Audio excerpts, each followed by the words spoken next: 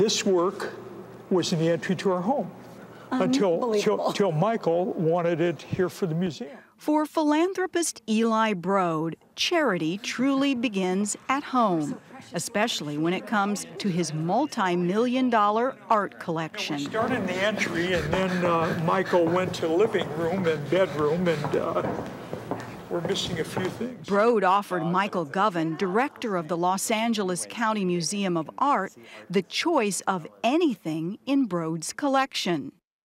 There were the paintings by Roy Lichtenstein. And we really miss that painting.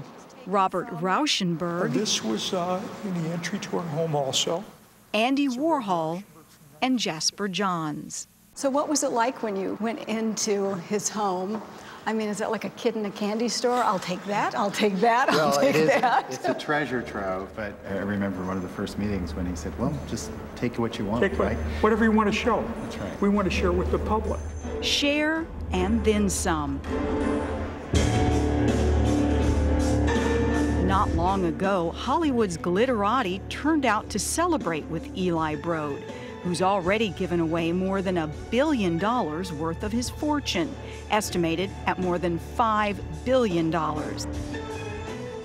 Not only is much of the art on the walls his, that's his name on the building. Its price tag, $56 million.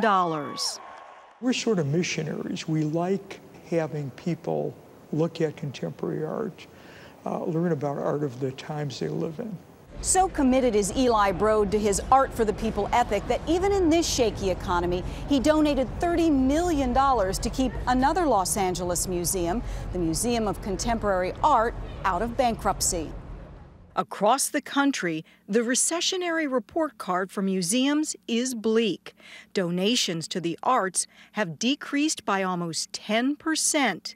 In a 2009 survey, 75% of museums nationwide said they were having to make do with less.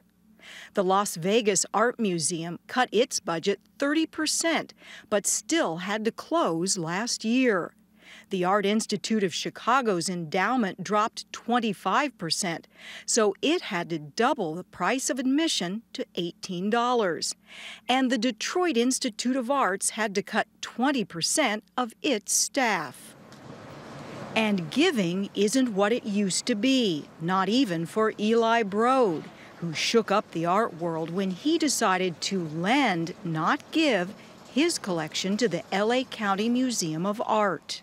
If I gave a museum 2,000 works of art, you know what they do? They put 95% of it in storage.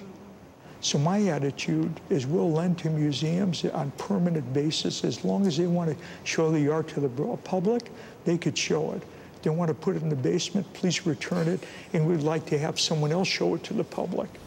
And Eli Broad is just one face in the changing universe of art philanthropy. With museums across the country feeling the financial pinch, collectors are finding new ways to bring art to the public. In Dallas, Marguerite Huffman wasn't quite sure what to do with her growing collection of contemporary art. She had to build a second home just to hold it all. This is the house that your art built. Yes, that's a good way to put it.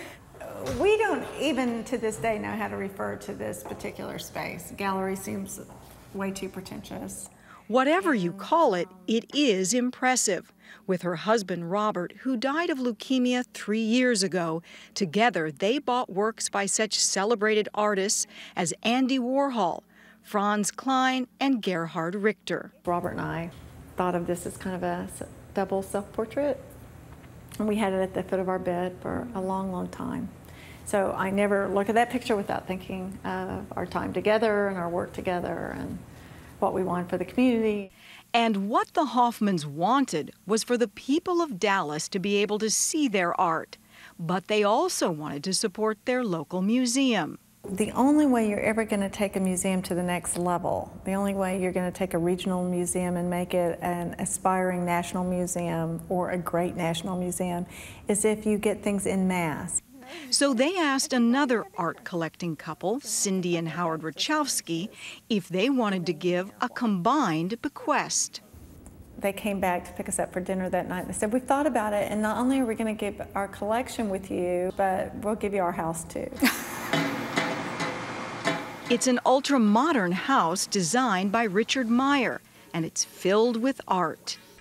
When another couple, also friends, Dee Dee and Rusty Rose, put their collection into the group, the total bequest to the Dallas Museum of Art was valued at over $400 million. These are two works from the collection of Dee Dee and Rusty Rose. The museum's director, Bonnie Pittman, is helping the donors coordinate their giving. When the gift was announced, we were flooded with inquiries from all over the United States, and congratulations. But these tales of grand generosity are few and far between these days. The San Francisco Museum of Modern Art announced in September it would be the recipient of the billion-dollar Fisher collection. This after Gap founder Donald Fisher passed away. But that was only after Fisher and his wife had lost their bid to build their own museum on San Francisco's historic Presidio. They faced a contentious public hearing in 2008. The Fisher Museum is huge, large, out of place. It's an insult to the main post. This is a good location that's going to get a great building. It adds up to a stylish enclave of bourgeois sensibilities, presuming sophisticated tastes. Yuck. Now those sophisticated tastes will triple the size of the San Francisco Museum's exhibition space. And then I look at this and I say... Back in Santa Monica, Eli Broad has yet another trick up his sleeve. He now wants to make a museum out of his foundation's collection, sharing yet more of his art with the public. I mean, you can't have this in your living room as a collector. Maybe your living room, but not mine. No, not mine either. But look, this work has been shown in 4 countries. So what motivates all these donors? For Eli Broad, there is a vision for Los Angeles. I want to make it the contemporary art capital of the world. Echoing Broad, the trust Donald Fisher created before he died, will see his collection safely housed for at least the next 25 years in San Francisco, the city he loved. I really believe in public access to art.